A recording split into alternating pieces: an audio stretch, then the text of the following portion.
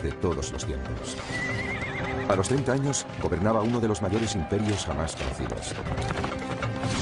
Desde los olivares de Grecia hasta los polvorientos palacios de India. Alejandro unió el occidente con el oriente y cambió el mundo antiguo para siempre. Es un sabio y es un asesino. Es un psicópata y es un genio. Alejandro lo es todo. Es todas esas cosas, y tal vez ninguna de ellas. Acompáñenos en nuestra búsqueda para saber qué fue lo que impulsó a Alejandro a conquistar tierras tan lejanas. ¿Fue un genio militar o un tirano sediento de sangre? Sus gestas son legendarias, pero al final, ¿se convertirían sus delirios de grandeza en su peor enemigo?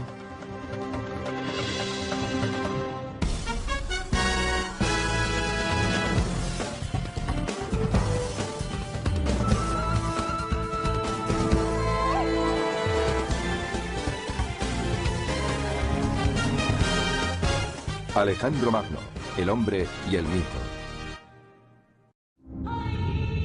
Babilonia, junio del año 323 a.C. Alejandro yace en la cava moribundo. Su cuerpo sufre atormentado por la fiebre. Después de 30.000 kilómetros de conquistas y baños de sangre, su persecución de la gloria eterna llega finalmente a su término. Los hombres de Alejandro se reúnen angustiados alrededor de su lecho de muerte. El historiador Plutarco describe la escena. Todo indicaba que lo estaban viendo por última vez, y un sentimiento de pesar invadía sus corazones, junto con una especie de impotente perplejidad ante la idea de perder a su rey. Pocas horas después, uno de los mayores reyes guerreros de la historia habría muerto. ¿Qué condujo a su prematura muerte a los 32 años? ¿Cómo fue finalmente conquistado el gran conquistador? Para hallar las respuestas debemos rememorar su fabulosa vida.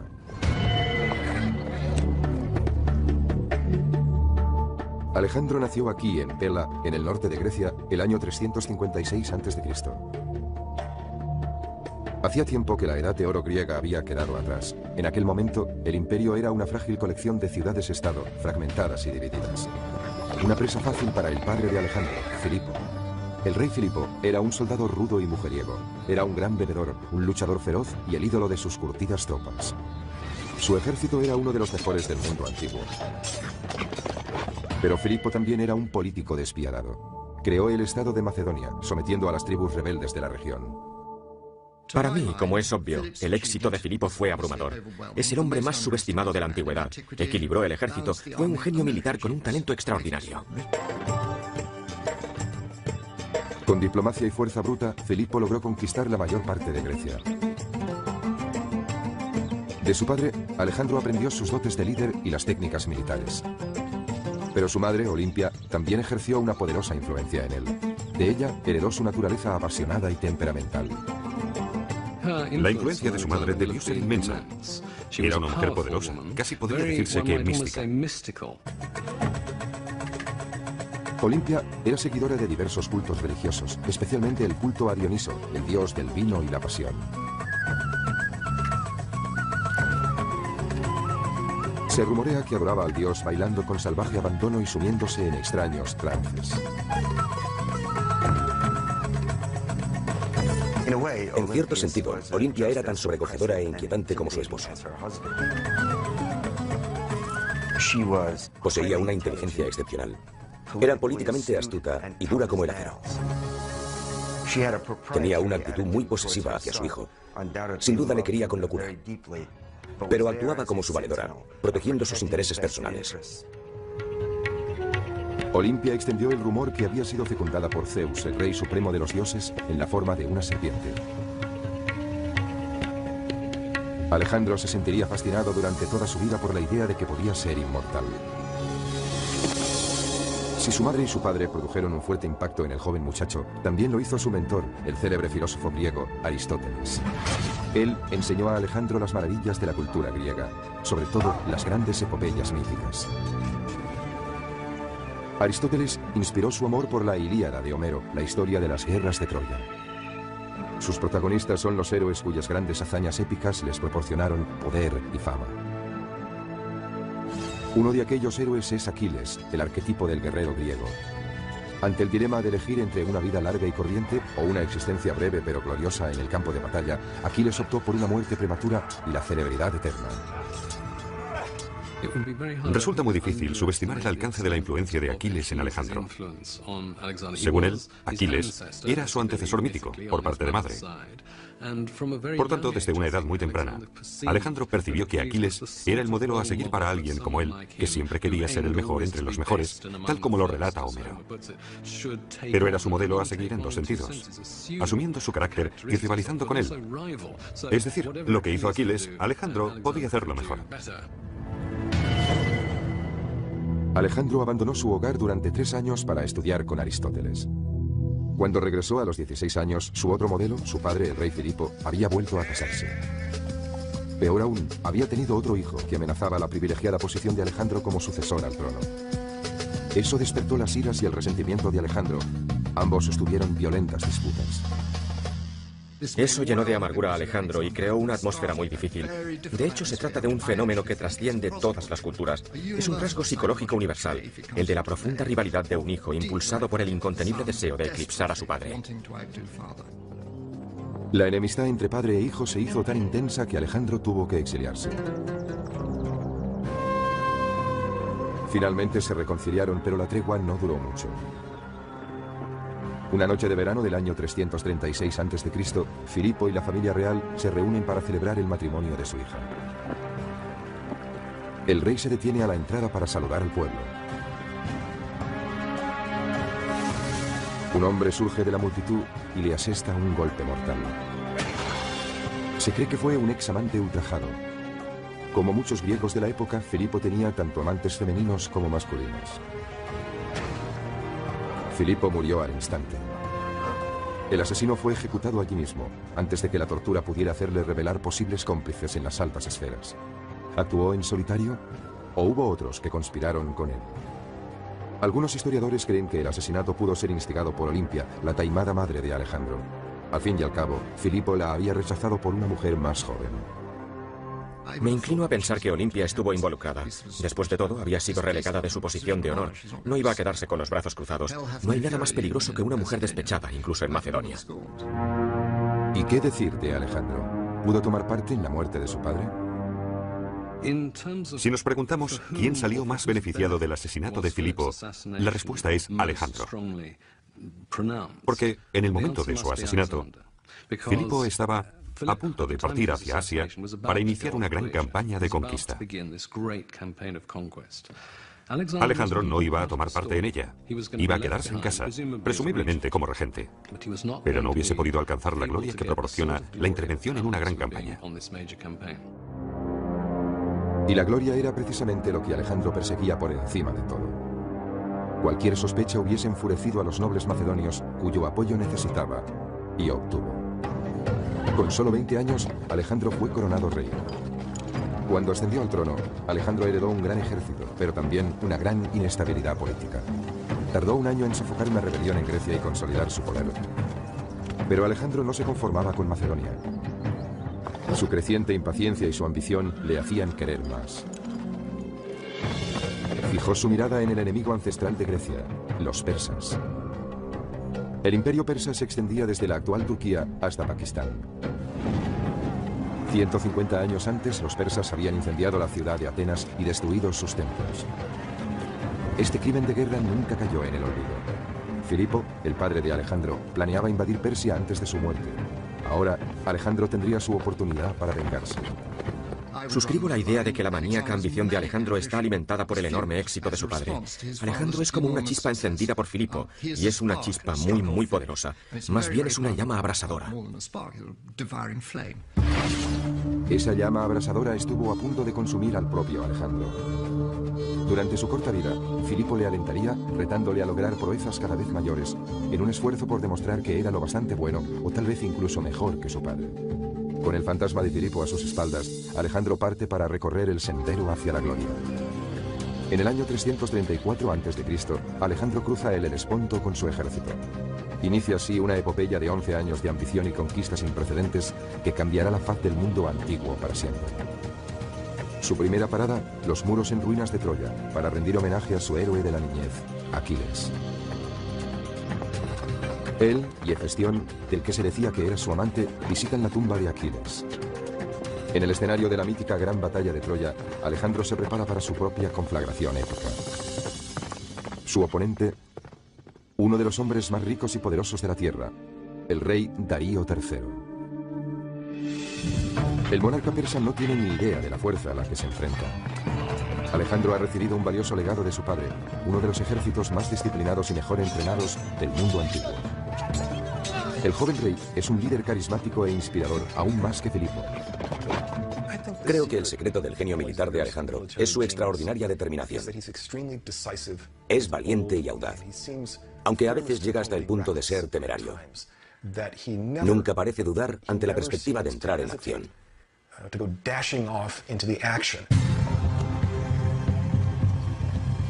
Los invasores marchan hacia el sur hasta Isos, en la actual Turquía. Las tropas de Alejandro se ven superadas en número por el ejército de Darío.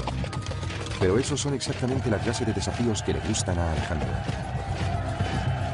La capacidad de adaptación de Alejandro es el rasgo característico de un gran general. Los generales más grandes de la historia militar son capaces de hacer eso. Logró evaluar la situación en un abrir y cerrar de ojos.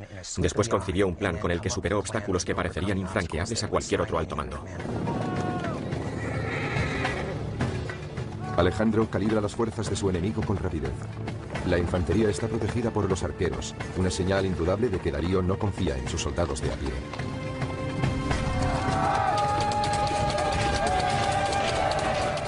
Alejandro realiza su primer movimiento, utilizando una de las armas más poderosas de su arsenal, el arma del miedo. Era algo absolutamente estremecedor. Hacían chocar sus escudos, movían las lanzas de un lado a otro y avanzaban a su encuentro con un grito increíble, escalofriante e interminable mientras iban acercándose. Era aterrador. Alejandro cruza el río y sube por la otra orilla.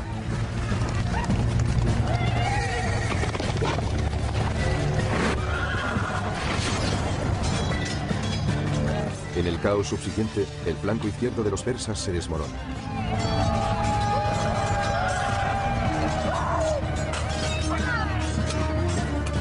En una imagen casi fotográfica, esta batalla monumental aparece en un mosaico de Pompeya.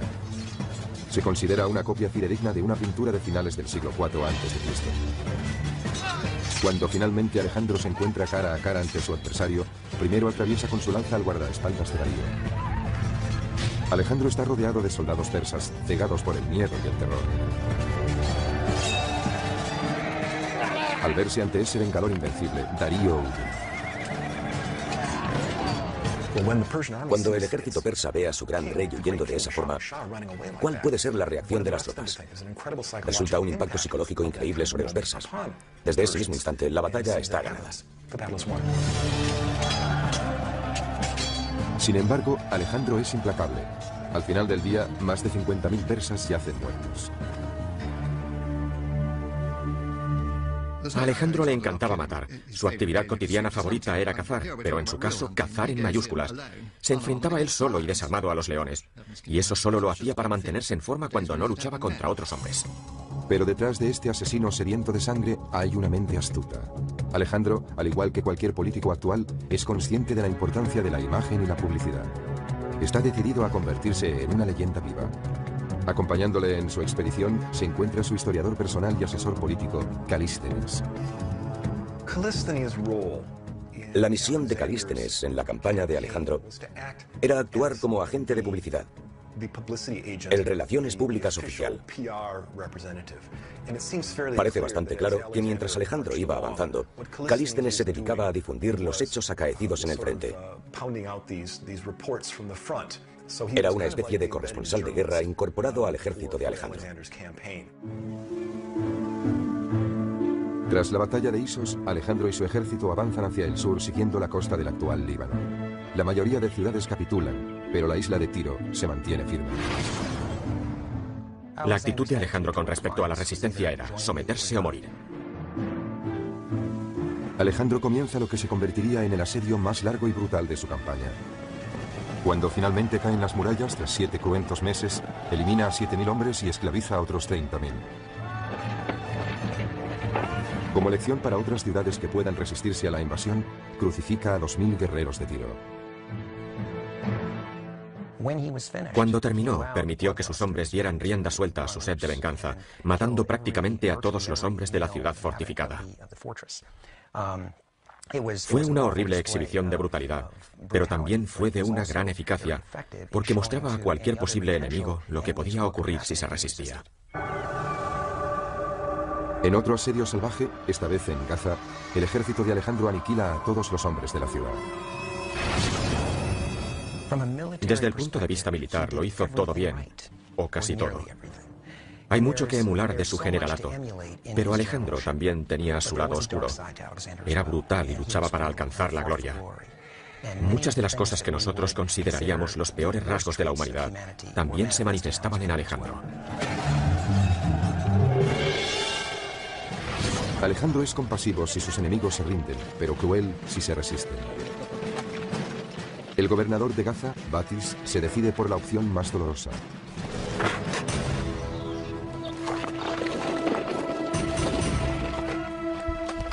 Alejandro revela su lado más cruel con su castigo a Batis.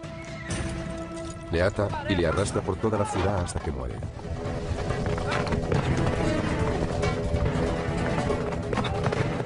Es una escena familiar tomada de las páginas de la Ilíada de Homero.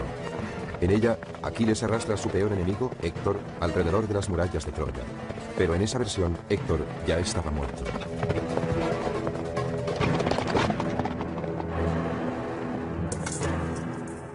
Alejandro era brutal.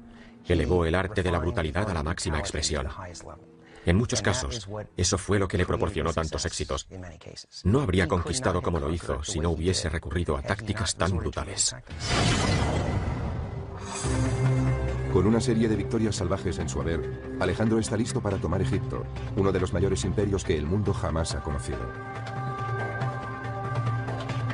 Los faraones egipcios eran considerados dioses vivientes y construyeron inmensas pirámides, templos y monumentos como testimonios de su gloria.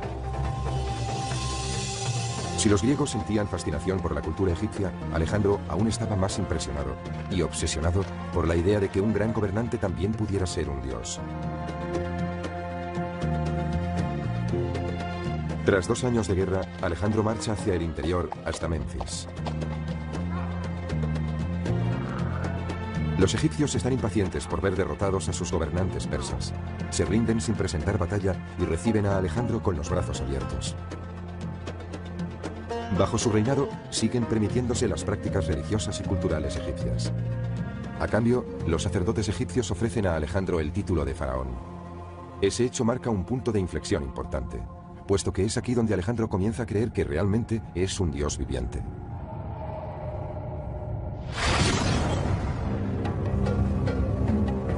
En el año 331 a.C., Alejandro inicia una singladura épica para visitar el oráculo de Siba. Está buscando la prueba de su existencia divina. Estaba a unos 500 kilómetros de distancia. La ruta hacia Siba discurría por una meseta relativamente llana, pero estaba plagada de dunas. El oráculo era un destino muy conocido. Debía haber un sendero, pero este podía quedar enterrado bajo la arena. Debió encontrarse en un entorno donde el calor durante el día es sofocante y de noche hace un frío espantoso. De pronto se forma una tormenta de arena y ni siquiera puedes verte las manos delante del rostro.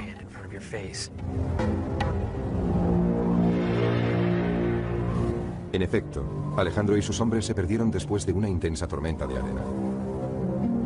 Pero la leyenda cuenta que 2 pájaros le salvaron, guiando al grupo hasta su destino, el extraordinario oasis de Siba y el templo de Zeus Amón.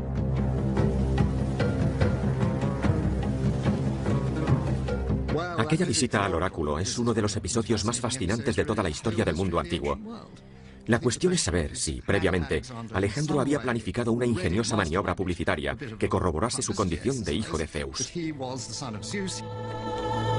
Alejandro entra en el templo solo, mientras sus hombres esperan fuera.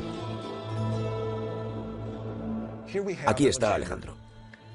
Es un hombre joven, apenas sobrepasa los 20 años, pero ha logrado ya hitos extraordinarios. De pronto se encuentra en un lugar donde al menos los egipcios nativos le tratan como un dios viviente. Y uno se pregunta, ¿qué debe pensar? Como es obvio, en ese momento se halla muy lejos de Macedonia. Alejandro salió del templo. Todos corrieron a su encuentro y le preguntaron: Alejandro, Alejandro, ¿qué has pedido? Y respondió: no os lo voy a decir. Ellos le dijeron: pero hemos oído que el oráculo te llamaba hijo de Zeus. Y él respondió: está bien, podéis contar eso si os place. Entonces su publicista lo propagó. Alejandro autorizó difundir esta versión de su identidad porque me parece que encajaba con sus sospechas previas, posiblemente debidas a las historias de su madre, de que era algo más que humano. A partir de entonces, el leal escriba de Alejandro, Calístenes, denominaría a su maestro un dios en la tierra. Los egipcios confirmarían esa idea, representando su imagen en los muros de algunos de sus templos más sagrados. En Luxor, Alejandro se muestra con los brazos extendidos, adorando a su padre divino, el dios Amón. Siendo divino, era inmune a las críticas. Estaba en un plano diferente, en otro rango muy superior. Pero ser faraón y dios viviente no es suficiente para Alejandro.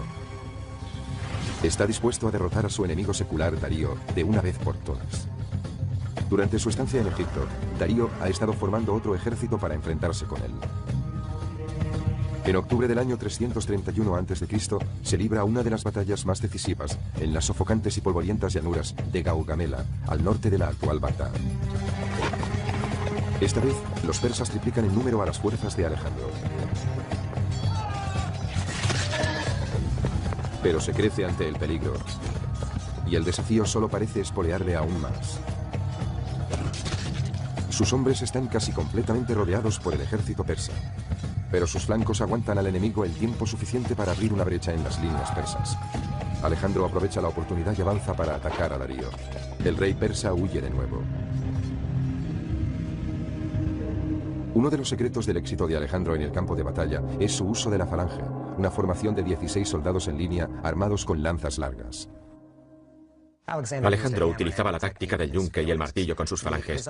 Su propia falange, la infantería macedonia, formaba el yunque y con el martillo, que era la caballería, aplastaba a la falange enemiga.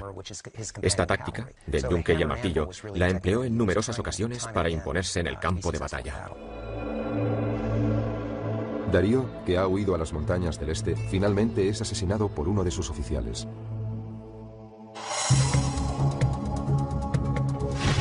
Tres años después de llegar a Troya, Alejandro es proclamado señor de Asia.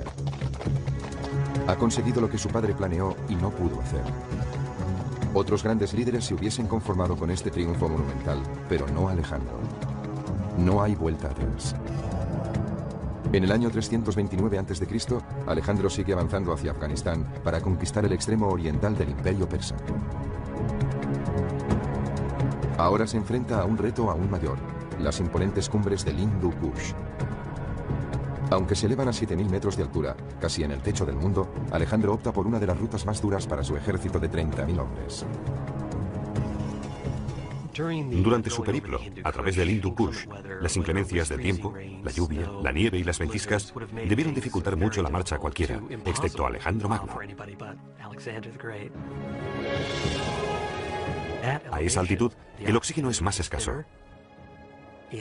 Se requiere un mayor esfuerzo para recorrer distancias más cortas. En algunos lugares, el paso es tan estrecho que el ejército marcha en una fila india que se extiende a lo largo de más de 15 kilómetros. El inquebrantable coraje de Alejandro es lo único que mantiene los hombres en movimiento. Si quieres lograr grandes cosas valiéndote de un ejército, ese ejército debe estar absolutamente dispuesto a hacer lo que les pidas. Si piensas por un momento lo que Alejandro les pidió, es absurdo. ¿Por qué lo hicieron? Bueno, pues porque tenían unos lazos muy estrechos con él. Pero al final, esos lazos acaban poniéndose a prueba. Con el fin de aumentar su ejército con tropas de refresco, Alejandro recluta a soldados persas en sus filas. Esa resulta una medida muy impopular entre los griegos. Debo subrayar que no fue solo una decisión militar, también fue por cuestiones sociales. Pero al final de la jornada, desmontan, se meten en la tienda para beber algo y ¿qué se encuentran? Pues se encuentran con un bárbaro iraní, tomando una copa a su lado en su misma tienda. Eso no les gusta, los soldados pueden ser muy racistas. Su resentimiento crece con el oscuro giro que toma el carácter de Alejandro. Cuando el ejército llega a la legendaria ciudad de Samarcanda, se celebra una copiosa bacanal.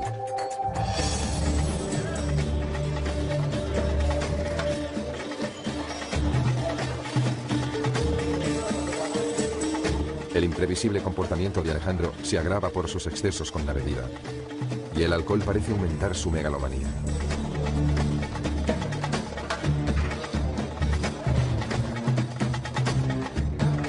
Uno de sus invitados es Clito, que sirvió a las órdenes de su padre Filipo y salvó la vida a Alejandro en el campo de batalla. Cuanto más corre el vino, peor es su ánimo. Alejandro comienza a presumir de que sus gestas son mucho más heroicas que las de su padre. Clito escucha indignado en silencio y finalmente grita: «Toda tu gloria se la debes a tu padre». Borracho, Alejandro coge una lanza, mata a su amigo y se derrumba en un mar de lágrimas. Lo que dijo Clito enfureció a Alejandro sobre todo en dos sentidos. Primero, que Filipo fuera mucho más importante de lo que Alejandro quería dar a entender. En otras palabras, la maquinaria propagandística de Alejandro se había extralimitado y él, Alejandro, había sido el causante.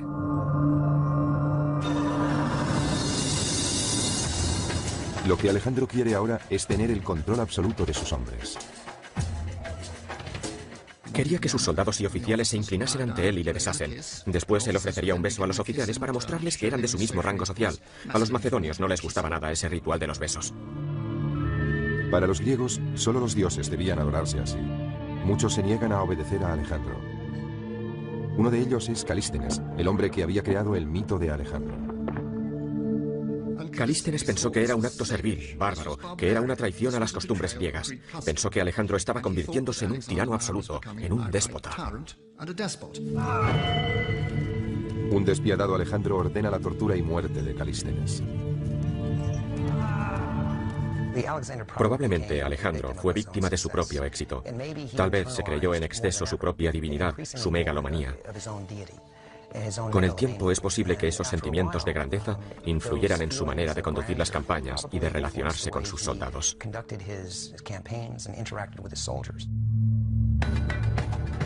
Al octavo año de su campaña, Alejandro ha conquistado Egipto, Persia y los pueblos del Asia Central. El imperio de Alejandro se extendía desde Grecia hasta Afganistán y cubría unos 5 millones de kilómetros cuadrados. Entonces se dirige más hacia el este, hasta los confines del mundo conocido, donde yacen las misteriosas y exóticas tierras de India. Debió ir hacia el este. Esa es la ruta de invasión que siguieron los persas para conquistar parte de India. Como heredero del imperio persa, deseaba esos territorios. Así que siguió la ruta de los ejércitos que le precedieron y, ciertamente, de los que le sucedieron, a través del paso de Kiber. Alejandro llega a un lugar tan enigmático que aquí todas las normas han cambiado. Se enfrenta a un poderoso rajá dispuesto a frenar su avance. Los hindúes han reunido un ejército de 50.000 hombres. Además poseen una nueva y terrible arma: 200 elefantes de guerra. Con una altura de casi 3 metros y un peso superior a las 5 toneladas, los elefantes eran los carros de combate de la antigüedad. Podían cargar al enemigo y aplastarlo con sus patas. Alejandro enseguida advierte que no puede arriesgarse a un ataque frontal ante una fuerza de tal magnitud. Posee la capacidad de planear y calibrar la distribución y el espacio para mantener siempre un elemento de incertidumbre sobre sus intenciones. Se mueve hacia la derecha cuando en realidad va a recortar hacia la izquierda. En la India, realiza un amago antes de cruzar el río y luego cruza por donde menos lo espera el enemigo.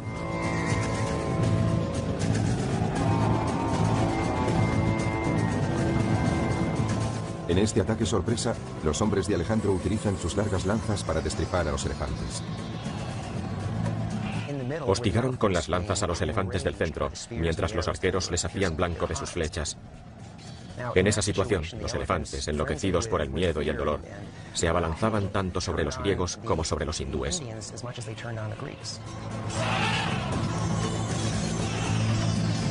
Después de una de las batallas más enconadas de la carrera de Alejandro, el ejército hindú es derrotado y el rajá se rinde.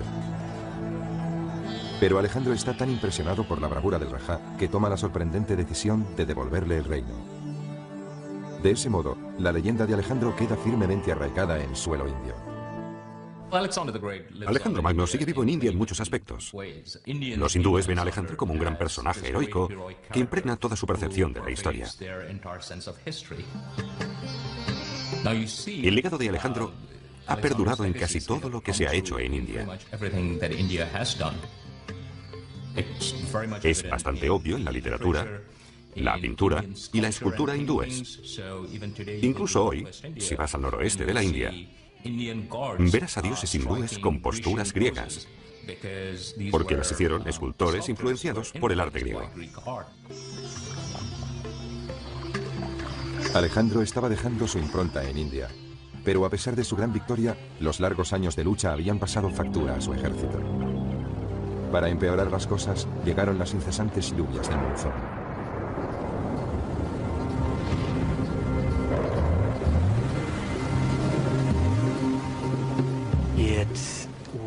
Desde el punto de vista psicológico, debió ser terrible para sus hombres de Macedonia, porque nunca habían experimentado nada semejante.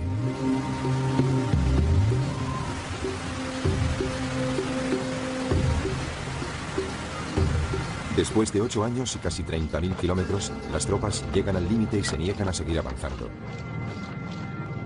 Alejandro ha perdido su primera batalla contra sus propios hombres. No le queda más alternativa que dar media vuelta. Me imagino cómo debió ser ese momento. Allí estaba, con menos de 30 años, en el punto donde él creía que el mundo acababa en aquella vasta extensión de agua. Debió quedarse contemplando el horizonte y debió hacer un sacrificio a los dioses que le había indicado su divino padre. Entonces debió pensar, de todas formas, Filipo, nunca llegaste tan lejos. Era un egocéntrico, pero qué voluntad, y ellos se niegan a seguirle, pobres de espíritu. En el largo viaje de regreso a Persia, Alejandro conduce sus tropas hacia una nueva marcha épica, esta vez por las estériles arenas de uno de los desiertos más áridos de la Tierra. ¿Por qué optó Alejandro por esta ruta? Es un misterio. Tal vez para castigar a sus hombres por no seguirle hasta los confines del mundo.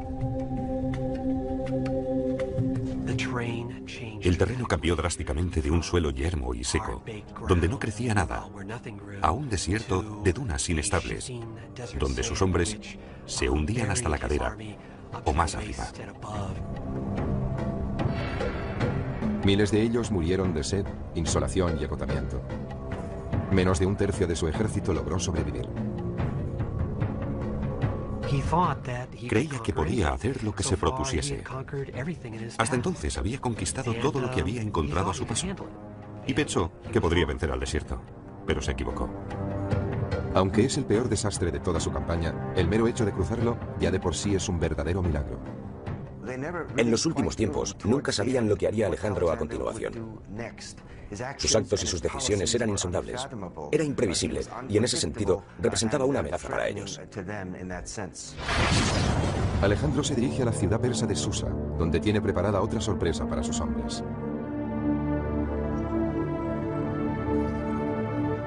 Ordena a casi un centenar de oficiales macedonios que se desposen con mujeres persas.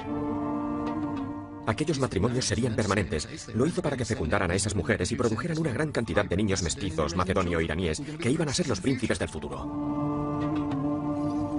Sus hombres sienten un profundo rechazo hacia esos enlaces, aumentando su resentimiento. Sin embargo, para Alejandro, fundir el occidente con el oriente es un asunto práctico. Él, en persona, se casa con 3 mujeres extranjeras para dar ejemplo. Si quiere gobernar un imperio tan diverso, necesita mezclar las culturas. Y está sentando las bases del nuevo imperio. No el que ha conquistado, ni el que trajo con él desde Grecia y Macedonia, sino el nuevo imperio de Oriente Medio.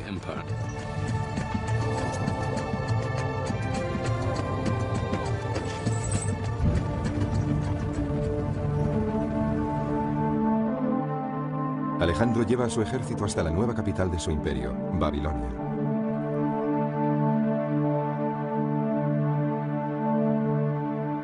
Una calurosa noche, cae misteriosamente enfermo después de una juerga desenfrenada. Sus oficiales macedonios se reúnen alrededor de su lecho de muerte con rostro de preocupación. Al cabo de 11 días febriles, muere a la edad de 32 años.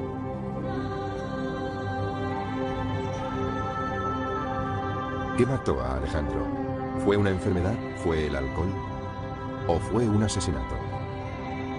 Algunos expertos sostienen que murió de fiebre tifoidea.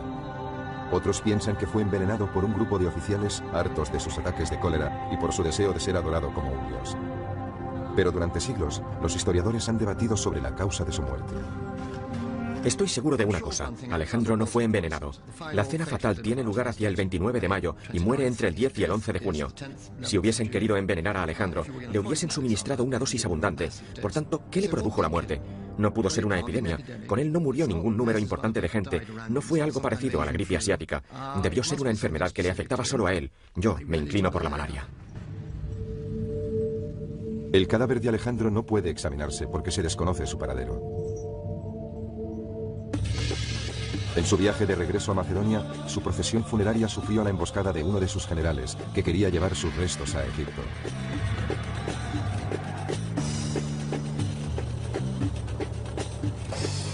Durante siglos, el cuerpo de Alejandro descansó en la ciudad de Alejandría. Probablemente era una de las reliquias más sagradas del Imperio Romano. Después de su muerte, Alejandro fue adorado como un dios con gran devoción. Julio César vino a rendir homenaje a su héroe muerto. El emperador romano Augusto depositó una corona de oro sobre su ataúd y esparció flores sobre el cadáver.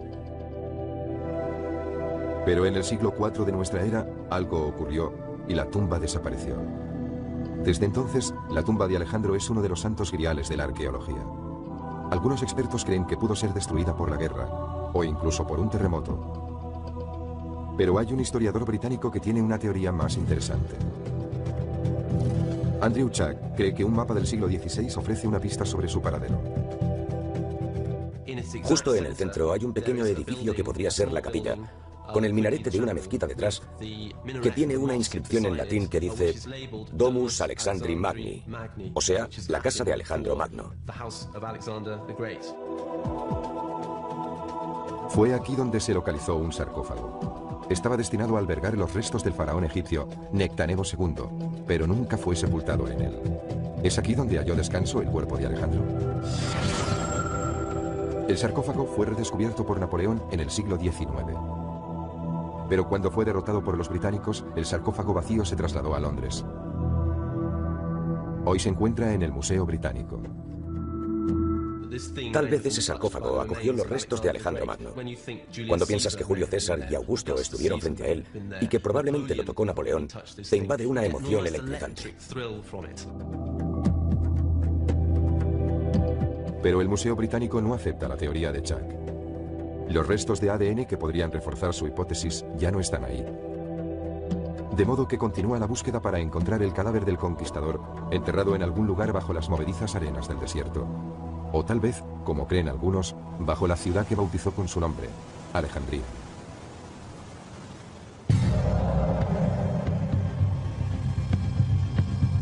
Aunque los restos de Alejandro pueden haberse perdido para la historia, su legado perdura. Sus brillantes tácticas de guerra siguen estudiándose en las academias militares. Existen modelos o patrones de pensamiento y acción que se hacen evidentes al estudiar el generalato de Alejandro. Esos patrones son tan aplicables en el mundo moderno como lo fueron en la época de Alejandro. Un comandante en jefe es responsable de miles de vidas y debe poseer visión, disciplina y una confianza absoluta en sus tropas. Alejandro Magno fue un líder carismático que sabía motivar a los hombres durante su larga campaña. Su habilidad para conectar con los soldados le procuró su lealtad absoluta en el campo de batalla. Todo lo que exigía a sus hombres podía hacerlo él mismo, liderando la carga y compartiendo los peligros con ellos.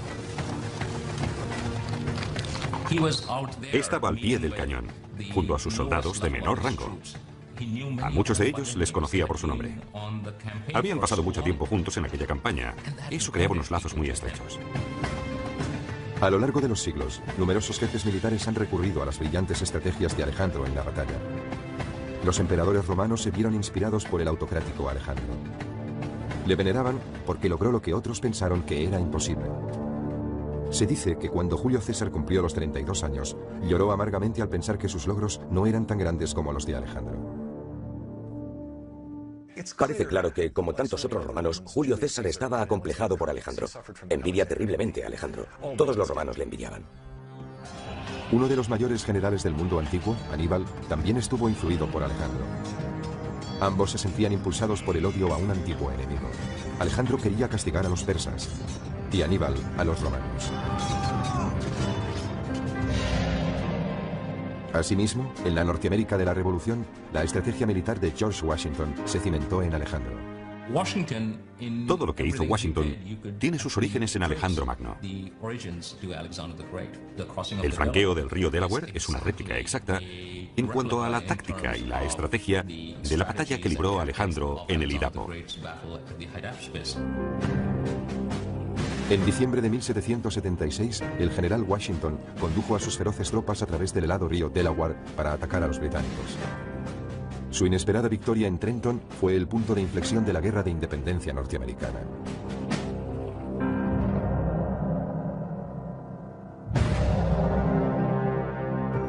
Desde la niñez, el general corso Napoleón Bonaparte sentía fascinación por la leyenda de Alejandro Magno. La implacable ambición de Napoleón le hizo ascender rápidamente en el escalafón militar. Como Alejandro, construyó su poder en una serie de audaces victorias militares. Tan pronto como tuvo ocasión, siguió los pasos de Alejandro viajando a Egipto. Sobre todo estaba impresionado por la política religiosa de Alejandro, su capacidad para adaptarse a cualquier circunstancia y para captar la mentalidad del país en el que se encontraba.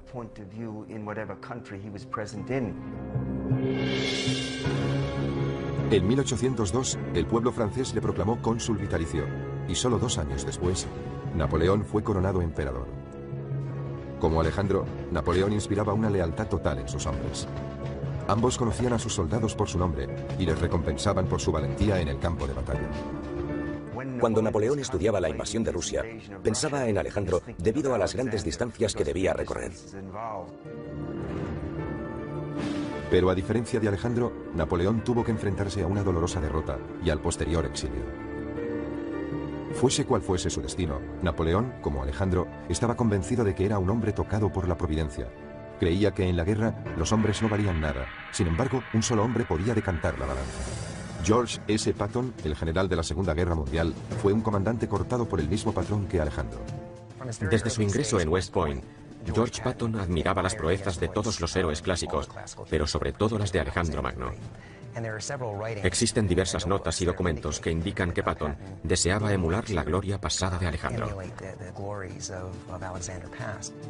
Al igual que su ídolo, Patton estudiaba a sus enemigos en busca de su punto débil. Entonces concebía la mejor táctica para derrotarlos. Su héroe era Alejandro. Lo que más admiraba de él era la disciplina que inculcó a sus tropas. Patton, como Alejandro, parecía capaz de lograr lo que ningún otro general había podido conseguir.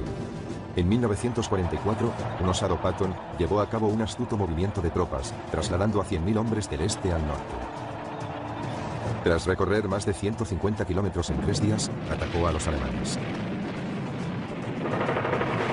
Al cabo de 3 semanas de luchas sangrientas, en lo que la historia denomina la Batalla del Bulge, la arriesgada apuesta de Patton dio sus frutos. Patton fue recibido en su país como un gran general, pero se quedó corto en comparación con su héroe, Alejandro.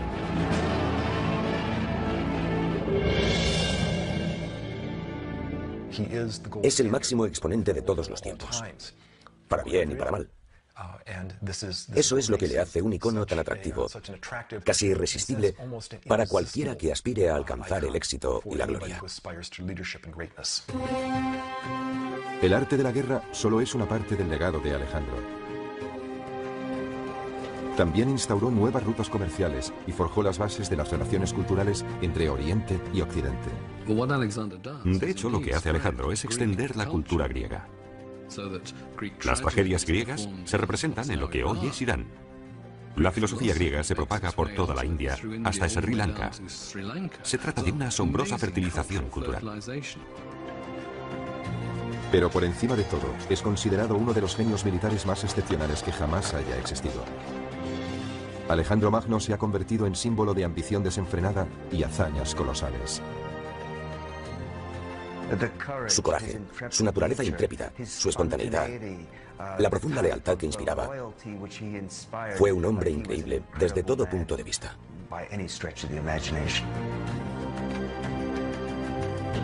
Alejandro Magno fue un líder legendario, obsesionado por su propio mito. 2500 años después, todavía hablamos de sus extraordinarias gestas. Al final, Alejandro consiguió justo lo que quería.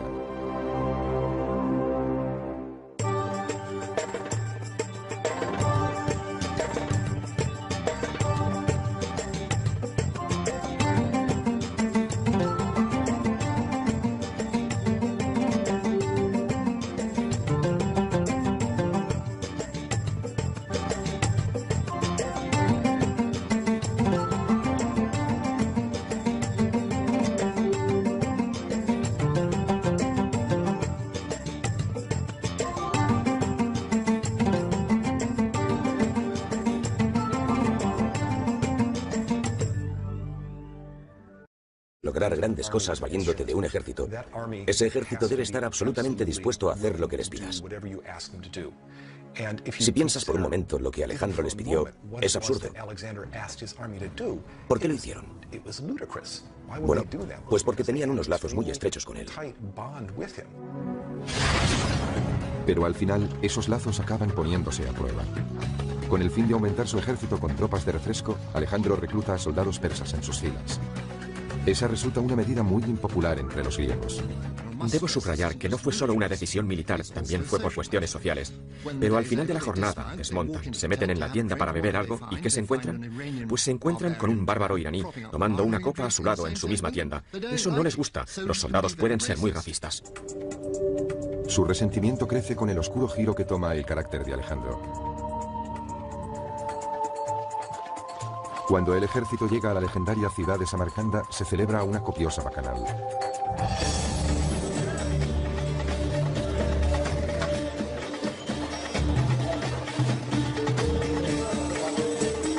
El imprevisible comportamiento de Alejandro se agrava por sus excesos con la bebida, y el alcohol parece aumentar su megalomanía.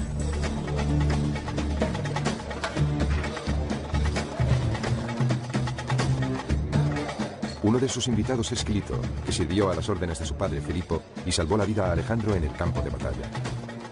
Cuanto más corre el vino, peor es su ánimo. Alejandro comienza a presumir de que sus gestas son mucho más heroicas que las de su padre. Clito escucha indignado en silencio y finalmente grita: «Toda tu gloria se la debes a tu padre». Borracho, Alejandro coge una lanza, mata a su amigo y se derrumba en un mar de lágrimas. Lo que dijo Clito enfureció a Alejandro sobre todo en dos sentidos. Primero, que Filipo fuera mucho más importante de lo que Alejandro quería dar a entender. En otras palabras, la maquinaria propagandística de Alejandro se había extralimitado y él, Alejandro, había sido el causante.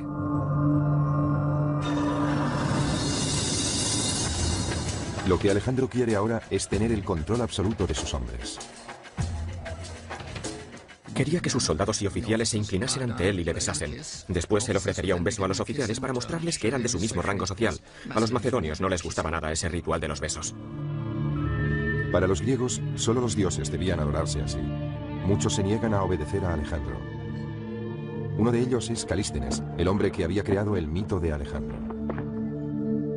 Calístenes pensó que era un acto servil, bárbaro, que era una traición a las costumbres griegas. Pensó que Alejandro estaba convirtiéndose en un tirano absoluto, en un déspota. Un despiadado Alejandro ordena la tortura y muerte de Calístenes. Probablemente Alejandro fue víctima de su propio éxito. Tal vez se creyó en exceso su propia divinidad, su megalomanía.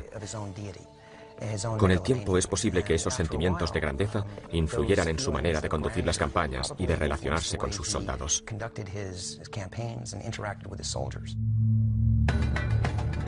Al octavo año de su campaña, Alejandro ha conquistado Egipto, Persia y los pueblos del Asia Central. El imperio de Alejandro se extendía desde Grecia hasta Afganistán y cubría unos 5 millones de kilómetros cuadrados. Entonces se dirige más hacia el este, hasta los confines del mundo conocido, donde yacen las misteriosas y exóticas tierras de India. Debió ir hacia el este. Esa es la ruta de invasión que siguieron los persas para conquistar parte de India.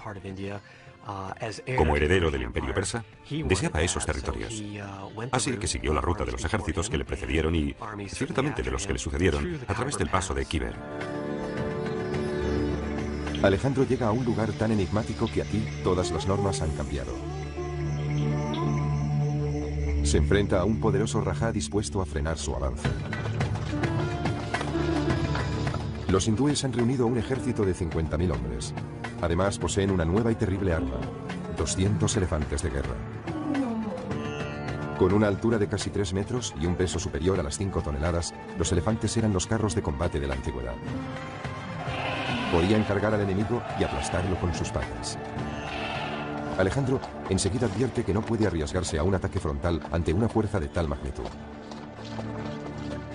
Posee la capacidad de planear y calibrar la distribución y el espacio para mantener siempre un elemento de incertidumbre sobre sus intenciones. Se mueve hacia la derecha cuando en realidad va a recortar hacia la izquierda. En la India, realiza un amago antes de cruzar el río y luego cruza por donde menos lo espera el enemigo.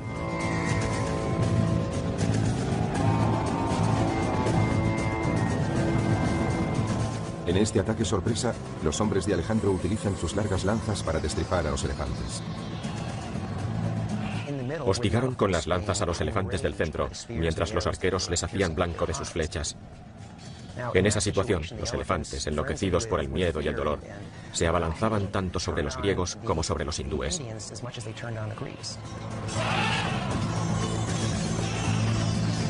Después de una de las batallas más enconadas de la carrera de Alejandro, el ejército hindú es derrotado y el Rajá se rinde. Pero Alejandro está tan impresionado por la bravura del Rajá que toma la sorprendente decisión de devolverle el reino.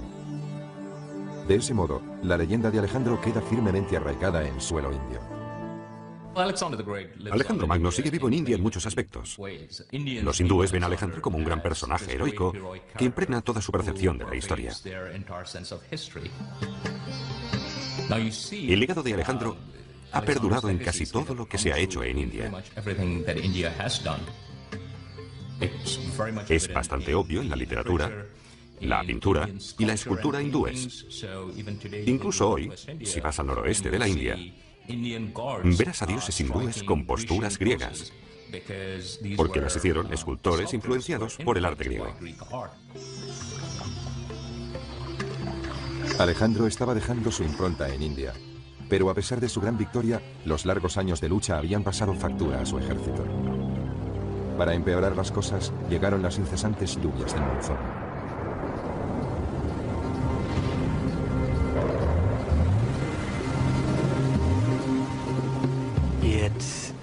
Desde el punto de vista psicológico, debió ser terrible para sus hombres de Macedonia, porque nunca habían experimentado nada semejante.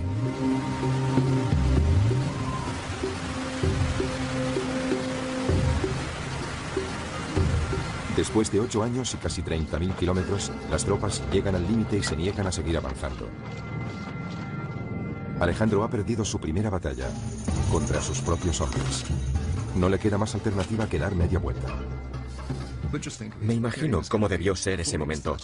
Allí estaba, con menos de 30 años, en el punto donde él creía que el mundo acababa en aquella vasta extensión de agua. Debió quedarse contemplando el horizonte y debió hacer un sacrificio a los dioses que le había indicado su divino padre. Entonces debió pensar: de todas formas, Filipo, nunca llegaste tan lejos. Era un egocéntrico, pero qué voluntad, y ellos se niegan a seguirle, pobres de espíritu.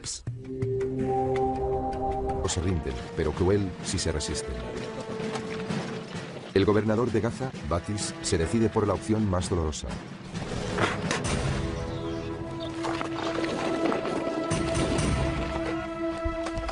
Alejandro revela su lado más cruel con su castigo a Batis.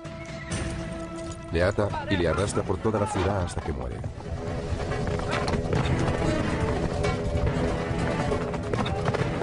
Es una escena familiar tomada de las páginas de la Ilíada de Homero. En ella, Aquiles arrastra a su peor enemigo, Héctor, alrededor de las murallas de Troya. Pero en esa versión, Héctor ya estaba muerto.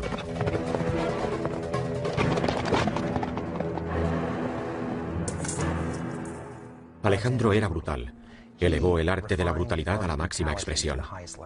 En muchos casos, eso fue lo que le proporcionó tantos éxitos. No habría conquistado como lo hizo si no hubiese recurrido a tácticas tan brutales.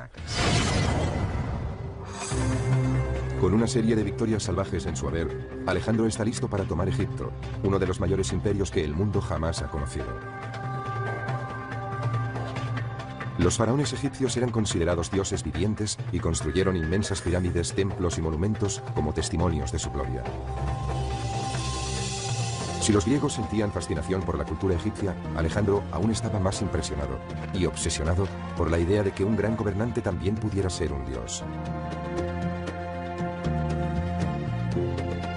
Tras 2 años de guerra, Alejandro marcha hacia el interior hasta Menfis. Los egipcios están impacientes por ver derrotados a sus gobernantes persas. Se rinden sin presentar batalla y reciben a Alejandro con los brazos abiertos.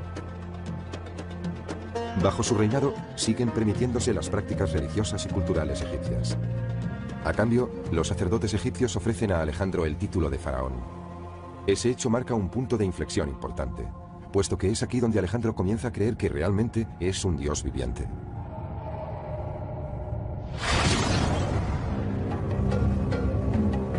En el año 331 a.C., Alejandro inicia una singladura épica para visitar el oráculo de Siva. Está buscando la prueba de su existencia divina. Estaba a unos 500 kilómetros de distancia. La ruta hacia Siva discurría por una meseta relativamente llana, pero estaba plagada de dunas. El oráculo era un destino muy conocido. Debía haber un sendero, pero este podía quedar enterrado bajo la arena. Debía encontrarse en un entorno donde el calor durante el día es sofocante y de noche hace un frío espantoso. De pronto se forma una tormenta de arena y ni siquiera puedes verte las manos delante del rostro.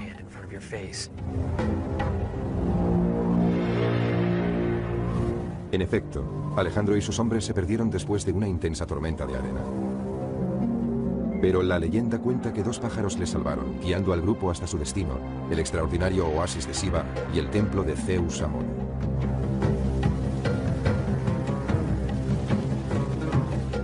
Aquella visita al oráculo es uno de los episodios más fascinantes de toda la historia del mundo antiguo.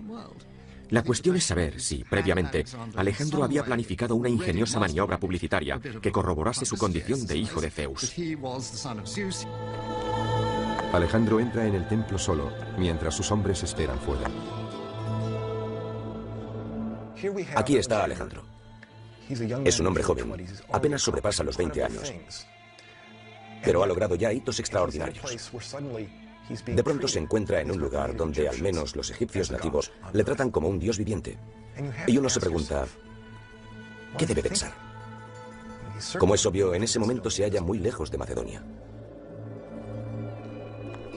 Alejandro salió del templo. Todos corrieron a su encuentro y le preguntaron, Alejandro, Alejandro, ¿qué has pedido? Y respondió, no os lo voy a decir. Ellos le dijeron, pero hemos oído que el oráculo te llamaba hijo de Zeus. Y él respondió, está bien, podéis contar eso si os place. Entonces su publicista lo propagó. Alejandro autorizó difundir esta versión de su identidad, porque me parece que encajaba con sus sospechas previas, posiblemente debidas a las historias de su madre, de que era algo más que humano. A partir de entonces, el leal escriba de Alejandro, Calístenes, denominaría a su maestro un dios en la tierra. Los egipcios confirmarían esa idea, representando su imagen en los muros de algunos de sus templos más sagrados.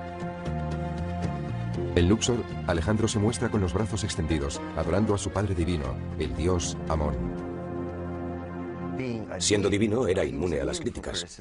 Estaba en un plano diferente, en otro rango muy superior. Pero ser faraón y dios viviente no es suficiente para Alejandro. Está dispuesto a derrotar a su enemigo secular, Darío, de una vez por todas. Durante su estancia en Egipto, Darío ha estado formando otro ejército para enfrentarse con él. En octubre del año 331 a.C. se libra una de las batallas más decisivas en las sofocantes y polvorientas llanuras de Gaugamela, al norte de la actual Bagdad. Esta vez, los persas triplican en número a las fuerzas de Alejandro. Pero se crece ante el peligro, y el desafío solo parece espolearle aún más. Sus hombres están casi completamente rodeados por el ejército persa, pero sus flancos aguantan al enemigo el tiempo suficiente para abrir una brecha en las líneas persas. Alejandro aprovecha la oportunidad y avanza para atacar a Darío. El rey persa huye de nuevo.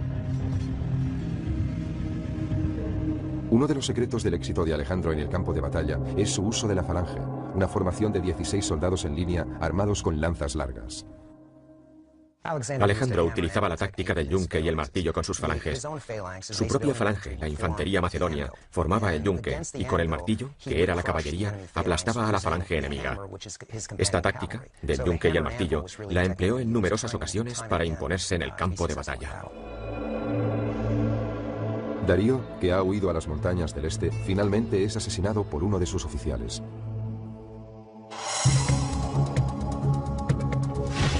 Tres años después de llegar a Troya, Alejandro es proclamado señor de Asia. Ha conseguido lo que su padre planeó y no pudo hacer. Otros grandes líderes se hubiesen conformado con este triunfo monumental, pero no Alejandro. No hay vuelta atrás. En el año 329 a.C., Alejandro sigue avanzando hacia Afganistán para conquistar el extremo oriental del Imperio persa. Ahora se enfrenta a un reto aún mayor: las imponentes cumbres del Hindu Kush. Aunque se elevan a 7.000 metros de altura, casi en el techo del mundo, Alejandro opta por una de las rutas más duras para su ejército de 30.000 hombres.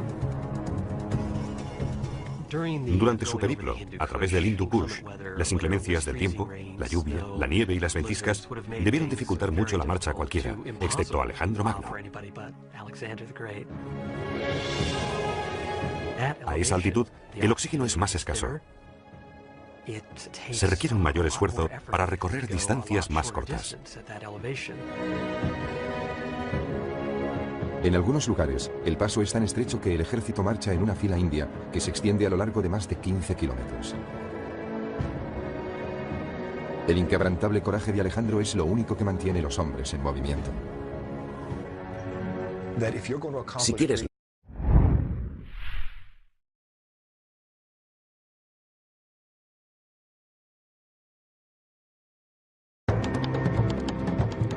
Alejandro Magno, uno de los guerreros más extraordinarios y enigmáticos de todos los tiempos. A los 30 años, gobernaba uno de los mayores imperios jamás conocidos. Desde los olivares de Grecia hasta los polvorientos palacios de India. Alejandro unió el occidente con el oriente y cambió el mundo antiguo para siempre. Es un sabio y es un asesino. Es un psicópata y es un genio. Alejandro lo es todo. Es todas esas cosas, y tal vez ninguna de ellas. Acompáñenos en nuestra búsqueda para saber qué fue lo que impulsó a Alejandro a conquistar tierras tan lejanas. ¿Fue un genio militar o un tirano sediento de sangre? Sus gestas son legendarias, pero al final, ¿se convertirían sus delirios de grandeza en su peor enemigo?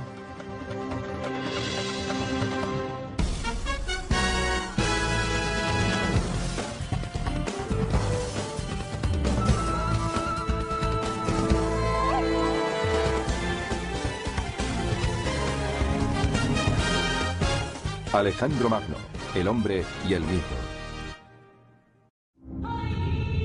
Babilonia, junio del año 323 a.C.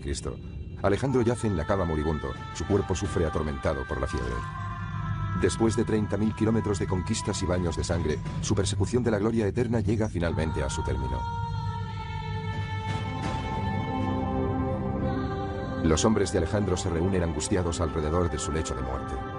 El historiador Plutarco describe la escena. Todo indicaba que lo estaban viendo por última vez, y un sentimiento de pesar invadía sus corazones, junto con una especie de impotente perplejidad ante la idea de perder a su rey. Pocas horas después, uno de los mayores reyes guerreros de la historia habría muerto. ¿Qué condujo a su prematura muerte a los 32 años? ¿Cómo fue finalmente conquistado el gran conquistador?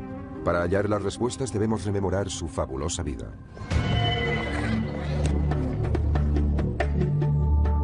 Alejandro nació aquí, en Pela, en el norte de Grecia, el año 356 a.C. Hacía tiempo que la edad de oro griega había quedado atrás. En aquel momento, el imperio era una frágil colección de ciudades-estado, fragmentadas y divididas. Una presa fácil para el padre de Alejandro, Filipo. El rey Filipo era un soldado rudo y mujeriego. Era un gran bebedor, un luchador feroz y el ídolo de sus curtidas tropas. Su ejército era uno de los mejores del mundo antiguo. Pero Filipo también era un político despiadado. Creó el estado de Macedonia, sometiendo a las tribus rebeldes de la región. Para mí, como es obvio, el éxito de Filipo fue abrumador. Es el hombre más subestimado de la antigüedad. Equilibró el ejército, fue un genio militar con un talento extraordinario. Con diplomacia y fuerza bruta, Filipo logró conquistar la mayor parte de Grecia.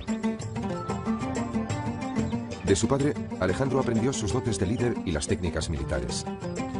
Pero su madre, Olimpia, también ejerció una poderosa influencia en él. De ella heredó su naturaleza apasionada y temperamental. La influencia de su madre debió ser inmensa. Era una mujer poderosa, casi podría decirse que mística. Olimpia era seguidora de diversos cultos religiosos, especialmente el culto a Dioniso, el dios del vino y la pasión. Se rumorea que adoraba al dios bailando con salvaje abandono y sumiéndose en extraños trances.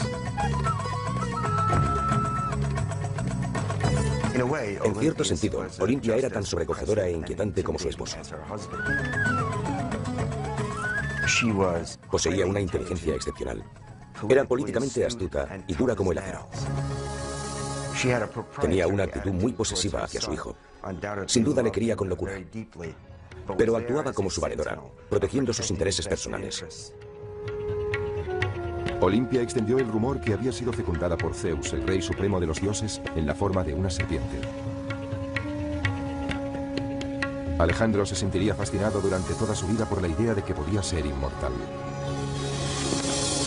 Si su madre y su padre produjeron un fuerte impacto en el joven muchacho, también lo hizo su mentor, el célebre filósofo griego Aristóteles. Él enseñó a Alejandro las maravillas de la cultura griega, sobre todo las grandes epopeyas míticas. Aristóteles inspiró su amor por la Ilíada de Homero, la historia de las guerras de Troya. Sus protagonistas son los héroes cuyas grandes hazañas épicas les proporcionaron poder y fama.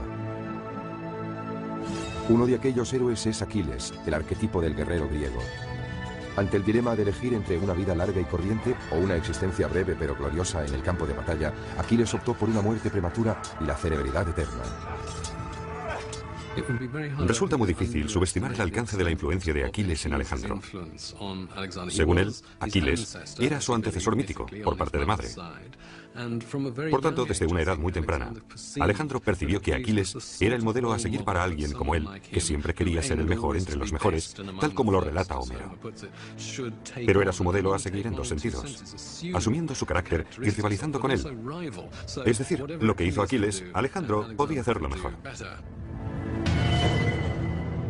Alejandro abandonó su hogar durante 3 años para estudiar con Aristóteles. Cuando regresó a los 16 años, su otro modelo, su padre, el rey Filipo, había vuelto a casarse. Peor aún, había tenido otro hijo que amenazaba la privilegiada posición de Alejandro como sucesor al trono. Eso despertó las iras y el resentimiento de Alejandro. Ambos sostuvieron violentas disputas. Eso llenó de amargura a Alejandro y creó una atmósfera muy difícil. De hecho, se trata de un fenómeno que trasciende todas las culturas. Es un rasgo psicológico universal, el de la profunda rivalidad de un hijo impulsado por el incontenible deseo de eclipsar a su padre. La enemistad entre padre e hijo se hizo tan intensa que Alejandro tuvo que exiliarse. Finalmente se reconciliaron, pero la tregua no duró mucho. Una noche de verano del año 336 a.C., Filipo y la familia real se reúnen para celebrar el matrimonio de su hija. El rey se detiene a la entrada para saludar al pueblo. Un hombre surge de la multitud y le asesta un golpe mortal. Se cree que fue un ex amante ultrajado. Como muchos griegos de la época, Filipo tenía tanto amantes femeninos como masculinos. Filipo murió al instante. El asesino fue ejecutado allí mismo, antes de que la tortura pudiera hacerle revelar posibles cómplices en las altas esferas. ¿Actuó en solitario o hubo otros que conspiraron con él? Algunos historiadores creen que el asesinato pudo ser instigado por Olimpia, la taimada madre de Alejandro. Al fin y al cabo, Filipo la había rechazado por una mujer más joven. Me inclino a pensar que Olimpia estuvo involucrada. Después de todo, había sido relegada de su posición de honor. No iba a quedarse con los brazos cruzados. No hay nada más peligroso que una mujer despechada, incluso en Macedonia. ¿Y qué decir de Alejandro? ¿Pudo tomar parte en la muerte de su padre? Si nos preguntamos quién salió más beneficiado del asesinato de Filipo, la respuesta es Alejandro. Porque en el momento de su asesinato, Filipo estaba a punto de partir hacia Asia para iniciar una gran campaña de conquista. Alejandro no iba a tomar parte en ella. Iba a quedarse en casa, presumiblemente como regente. Pero no hubiese podido alcanzar la gloria que proporciona la intervención en una gran campaña.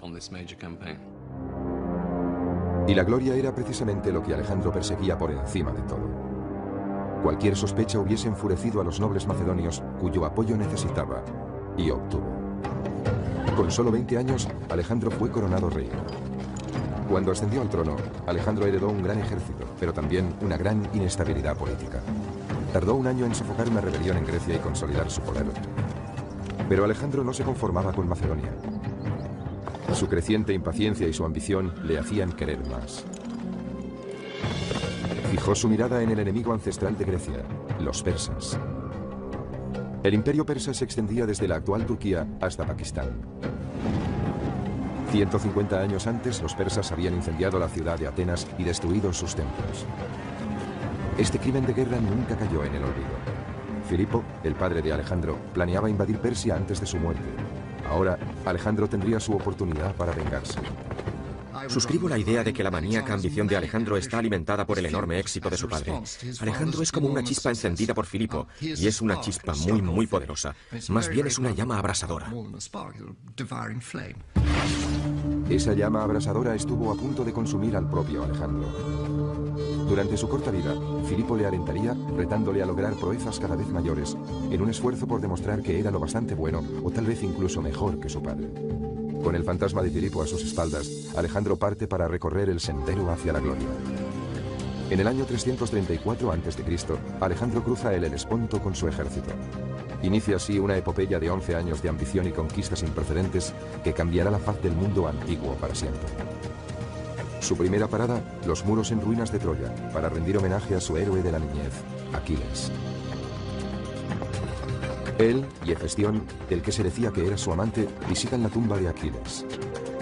En el escenario de la mítica gran batalla de Troya, Alejandro se prepara para su propia conflagración épica. Su oponente, uno de los hombres más ricos y poderosos de la tierra, el rey Darío III. El monarca persa no tiene ni idea de la fuerza a la que se enfrenta. Alejandro ha recibido un valioso legado de su padre, uno de los ejércitos más disciplinados y mejor entrenados del mundo antiguo. El joven rey es un líder carismático e inspirador, aún más que Filipo. Creo que el secreto del genio militar de Alejandro es su extraordinaria determinación. Es valiente y audaz, aunque a veces llega hasta el punto de ser temerario. Nunca parece dudar ante la perspectiva de entrar en acción.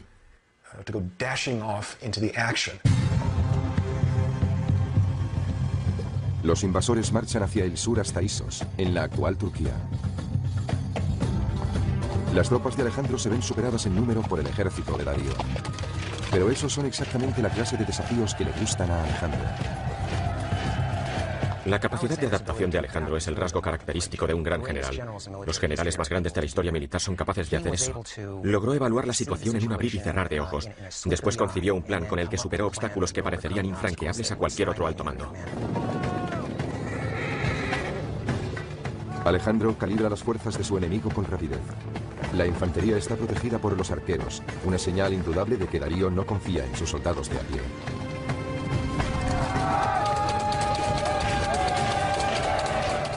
Alejandro realiza su primer movimiento, utilizando una de las armas más poderosas de su arsenal, el arma del miedo.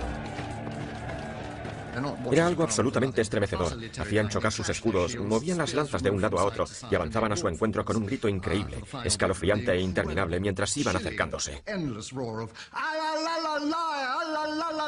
Era aterrador. Alejandro cruza el río y sube por la otra orilla.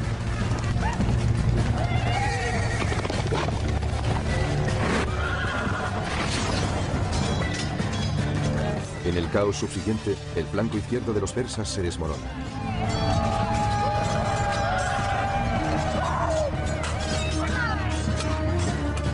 En una imagen casi fotográfica, esta batalla monumental aparece en un mosaico de Pompeya. Se considera una copia fidedigna de una pintura de finales del siglo IV a.C. Cuando finalmente Alejandro se encuentra cara a cara ante su adversario, primero atraviesa con su lanza al guardaespaldas de Darío. Alejandro está rodeado de soldados persas, cegados por el miedo y el terror. Al verse ante ese vengador invencible, Darío huye. Cuando el ejército persa ve a su gran rey huyendo de esa forma, ¿cuál puede ser la reacción de las tropas? Resulta un impacto psicológico increíble sobre los persas. Desde ese mismo instante, la batalla está ganada. Sin embargo, Alejandro es implacable. Al final del día, más de 50.000 persas yacen muertos. A Alejandro le encantaba matar. Su actividad cotidiana favorita era cazar, pero en su caso, cazar en mayúsculas. Se enfrentaba él solo y desarmado a los leones. Y eso solo lo hacía para mantenerse en forma cuando no luchaba contra otros hombres. Pero detrás de este asesino sediento de sangre hay una mente astuta. Alejandro, al igual que cualquier político actual, es consciente de la importancia de la imagen y la publicidad. Está decidido a convertirse en una leyenda viva. Acompañándole en su expedición se encuentra su historiador personal y asesor político, Calístenes. La misión de Calístenes en la campaña de Alejandro era actuar como agente de publicidad, el Relaciones Públicas oficial. Parece bastante claro que mientras Alejandro iba avanzando, Calístenes se dedicaba a difundir los hechos acaecidos en el frente. Era una especie de corresponsal de guerra incorporado al ejército de Alejandro. Tras la batalla de Isos, Alejandro y su ejército avanzan hacia el sur siguiendo la costa del actual Líbano. La mayoría de ciudades capitulan, pero la isla de Tiro se mantiene firme. La actitud de Alejandro con respecto a la resistencia era someterse o morir. Alejandro comienza lo que se convertiría en el asedio más largo y brutal de su campaña. Cuando finalmente caen las murallas, tras 7 cruentos meses, elimina a 7.000 hombres y esclaviza a otros 30.000. Como lección para otras ciudades que puedan resistirse a la invasión, crucifica a 2.000 guerreros de Tiro. Cuando terminó, permitió que sus hombres dieran rienda suelta a su sed de venganza, matando prácticamente a todos los hombres de la ciudad fortificada. Fue una horrible exhibición de brutalidad, pero también fue de una gran eficacia, porque mostraba a cualquier posible enemigo lo que podía ocurrir si se resistía. En otro asedio salvaje, esta vez en Gaza, el ejército de Alejandro aniquila a todos los hombres de la ciudad. Desde el punto de vista militar, lo hizo todo bien, o casi todo. Hay mucho que emular de su generalato, pero Alejandro también tenía su lado oscuro. Era brutal y luchaba para alcanzar la gloria. Muchas de las cosas que nosotros consideraríamos los peores rasgos de la humanidad también se manifestaban en Alejandro. Alejandro es compasivo si sus enemigos... En el largo viaje de regreso a Persia, Alejandro conduce sus tropas hacia una nueva marcha épica. Esta vez por las estériles arenas de uno de los desiertos más áridos de la Tierra. ¿Por qué optó Alejandro por esta ruta? Es un misterio. Tal vez para castigar a sus hombres por no seguirle hasta los confines del mundo. El terreno cambió drásticamente de un suelo yermo y seco, donde no crecía nada, a un desierto de dunas inestables, donde sus hombres se hundían hasta la cadera o más arriba. Miles de ellos murieron de sed, insolación y agotamiento. Menos de un tercio de su ejército logró sobrevivir. Creía que podía hacer lo que se propusiese. Hasta entonces había conquistado todo lo que había encontrado a su paso. Y pensó que podría vencer al desierto, pero se equivocó. Aunque es el peor desastre de toda su campaña, el mero hecho de cruzarlo ya de por sí es un verdadero milagro. En los últimos tiempos, nunca sabían lo que haría Alejandro a continuación. Sus actos y sus decisiones eran insondables. Era imprevisible y en ese sentido representaba una amenaza para ellos.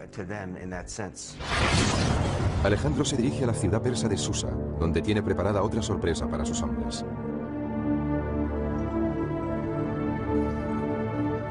Ordena a casi un centenar de oficiales macedonios que se desposen con mujeres persas.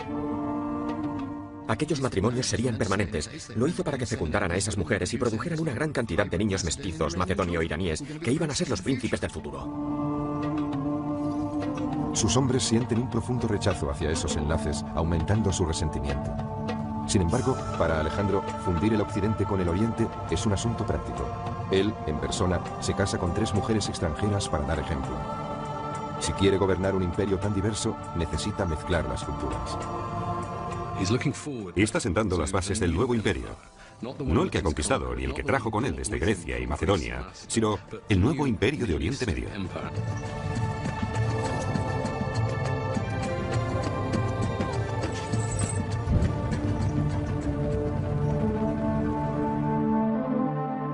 Alejandro lleva a su ejército hasta la nueva capital de su imperio, Babilonia.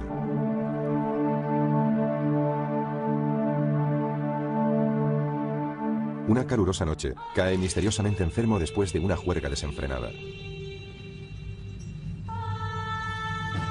Sus oficiales macedonios se reúnen alrededor de su lecho de muerte con rostro de preocupación. Al cabo de 11 días febriles, muere a la edad de 32 años.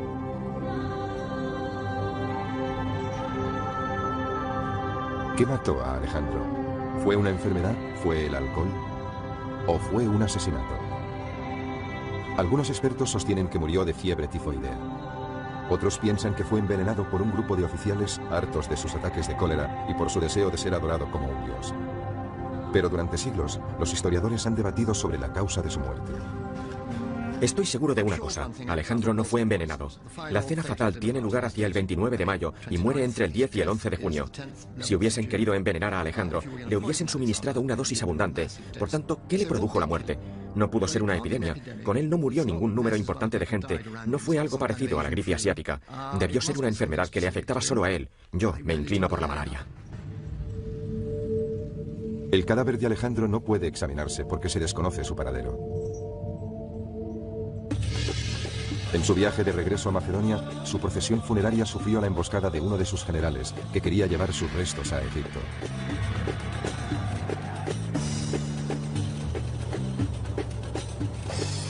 Durante siglos, el cuerpo de Alejandro descansó en la ciudad de Alejandría.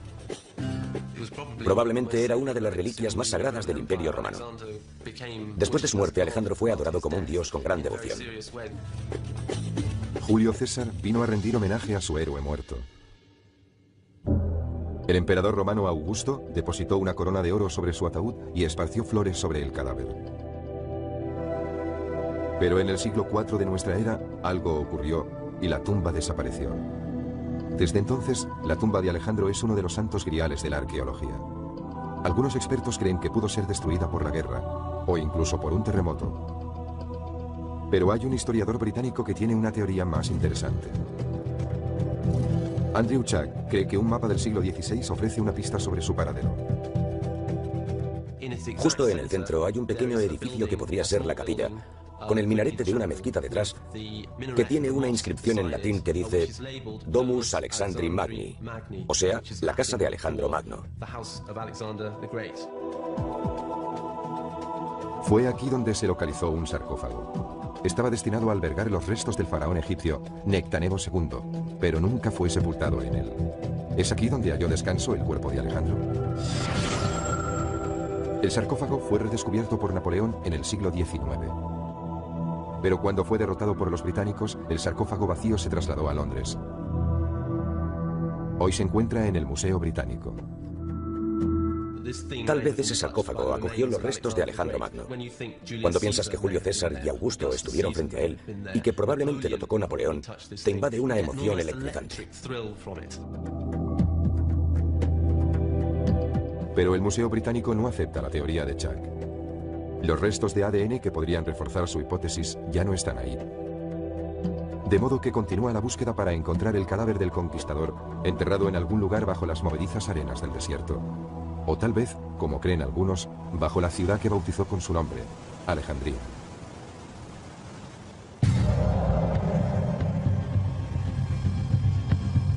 Aunque los restos de Alejandro pueden haberse perdido para la historia, su legado perdura. Sus brillantes tácticas de guerra siguen estudiándose en las academias militares. Existen modelos o patrones de pensamiento y acción que se hacen evidentes al estudiar el generalato de Alejandro. Esos patrones son tan aplicables en el mundo moderno como lo fueron en la época de Alejandro. Un comandante en jefe es responsable de miles de vidas y debe poseer visión, disciplina y una confianza absoluta en sus tropas. Alejandro Magno fue un líder carismático que sabía motivar a los hombres durante su larga campaña. Su habilidad para conectar con los soldados le procuró su lealtad absoluta en el campo de batalla. Todo lo que exigía a sus hombres podía hacerlo él mismo, liderando la carga y compartiendo los peligros con ellos. Estaba al pie del cañón, junto a sus soldados de menor rango. A muchos de ellos les conocía por su nombre. Habían pasado mucho tiempo juntos en aquella campaña. Eso creaba unos lazos muy estrechos. A lo largo de los siglos, numerosos jefes militares han recurrido a las brillantes estrategias de Alejandro en la batalla. Los emperadores romanos se vieron inspirados por el autocrático Alejandro. Le veneraban porque logró lo que otros pensaron que era imposible. Se dice que cuando Julio César cumplió los 32 años, lloró amargamente al pensar que sus logros no eran tan grandes como los de Alejandro. Parece claro que, como tantos otros romanos, Julio César estaba acomplejado por Alejandro. Envidia terriblemente a